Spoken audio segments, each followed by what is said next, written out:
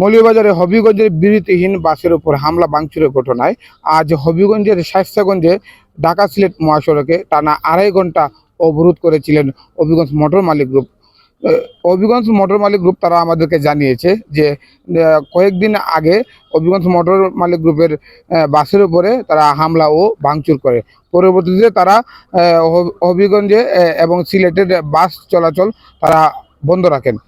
পরে হবিগঞ্জের নেতৃবৃন্দদের আশ্বাসে পরে তারা বাস চলাচল স্বাভাবিক রাখেন। তবে আজ মৌলভীবাজারে যখন একটি হবিগঞ্জে বাস যায় তখন তার উপরে হামলা ও ভাঙচুর ঘটনা ঘটে।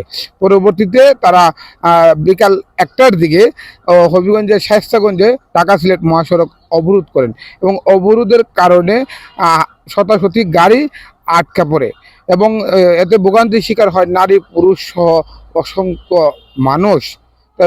হবিগঞ্জ মোটর মালিক গ্রুপ আমাদেরকে জানিয়েছেন যে তারা দীর্ঘ দিন যাবৎ তারা এই ভোগান্তির শিকার।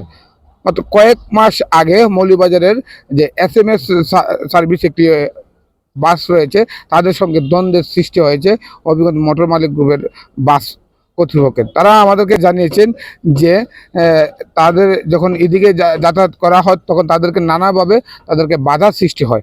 এরই কারণে তারা হবিগঞ্জের শায়েস্তাগঞ্জে রাস্তা অবরোধ করেছেন টানা 2.5 ঘন্টা।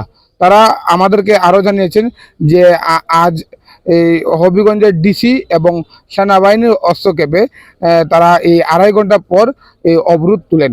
তবে যদি তারা সঠিক আশ্বস্ত না পান তাহলে পরবর্তীতে তারা আরো বৃহৎ আকারভাবে তারা আন্দোলন করবে বলে তারা আমাদেরকে জানিয়েছেন।